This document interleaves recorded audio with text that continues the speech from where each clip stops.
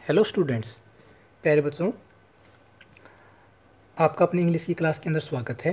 प्यारे बच्चों, जैसा आप जानते हैं कि हमने इंग्लिश के अंदर chapter number 2 fresh fish sold here को पढ़ा है और इसके रिलेटेड हमने एक्सरसाइज को सोल्व कर रहे हैं।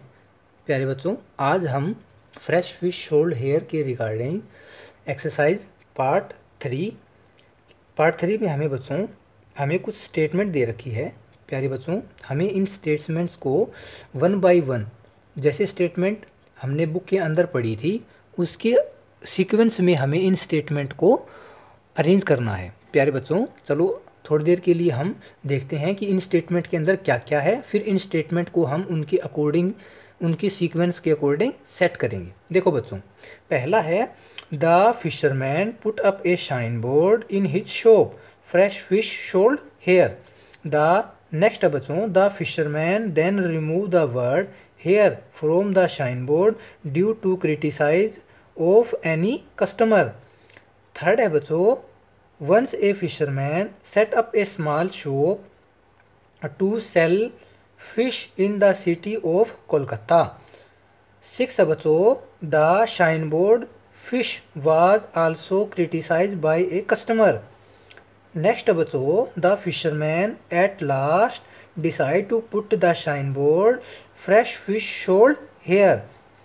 When a customer criticize it, the fisherman remove a word fresh from the shine board.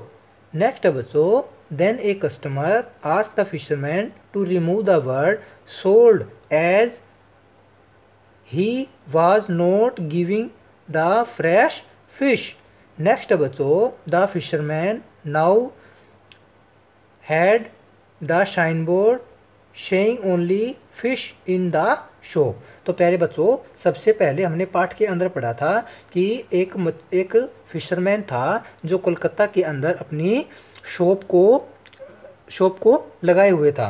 तो प्यारे बच्चों, पहली स्टेटमेंट आ जाएगी once there was a fisherman, या once a fisherman set up a small shop in the city of Kolkata.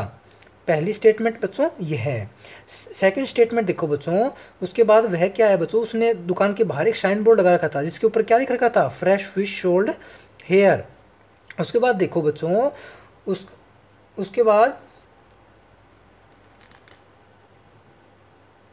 Third statement क्या आएगी बच्चों। थर्ड स्टेटमेंट में देखो, when a customer criticise it the fisherman remove the word. सबसे पहले उसने shine board के ऊपर से कौन सा वर्ड मिटवाया था बच्चों, सबसे पहले उसने वर्ड मिटवाया था फ्रेश। नेक्स्ट देखो बच्चों, उसके बाद उसने कौन सा वर्ड मिटवाया था, here. The fisherman then remove the word here from the sign board due to criticise to another customer. जब दूसरे व्यक्ति ने उसको क्रिटिसाइज किया तब उसने हेयर शब्द को मिटो दिया। ठीक है बच्चों। नेक्स्ट बच्चों देखो, जब थर्ड व्यक्ति ने उसको क्रिटिसाइज किया, then a customer ask the fisherman to remove the word sold as he was not giving the fresh fish. तो प्यारे बच्चों, उसके कहने पर, क्रिटिसाइज करने पर फिर उसने, देखो बच्चों, पहले तो उसने फ्रेश शब्द को मिटोया, फिर हेयर शब्द को मिटोया, और अब कौन से शब्द को मिटो रहा है, सोल्ड शब्द को लोगों के क्रिटिसाइज करने पर उसने रिमूव कर दिया। प्यारे बच्चों, अब देखो कि अंत में वह क्या था, लोगों के क्रिटिसाइज करने पर the fisherman fish was also criticise by a customer. तो प्यारे बच्चों, फिर लोगों ने उसको क्रिटिसाइज किया कि आपने बोर्ड के ऊपर सिर्फ फिश शब्द ही क्यों लिख रखा है, तो उसने फिर फिश शब्द को भी मिटो दिया। प्यारे बच्चों, अब देखो कि जो फिशरमैन था, the fisherman now had a shine board showing only fish in the board। तो प्यारे बच्चों, सेवन स्टेटमेंट क्या आ जाएगी कि उसके शाइन बोर्ड पर अब क्या शब्द था, सिर्फ शाइन बोर्ड के ऊपर लिख रखा था फिश। सॉरी बच्चों, देखो बच्चों, जब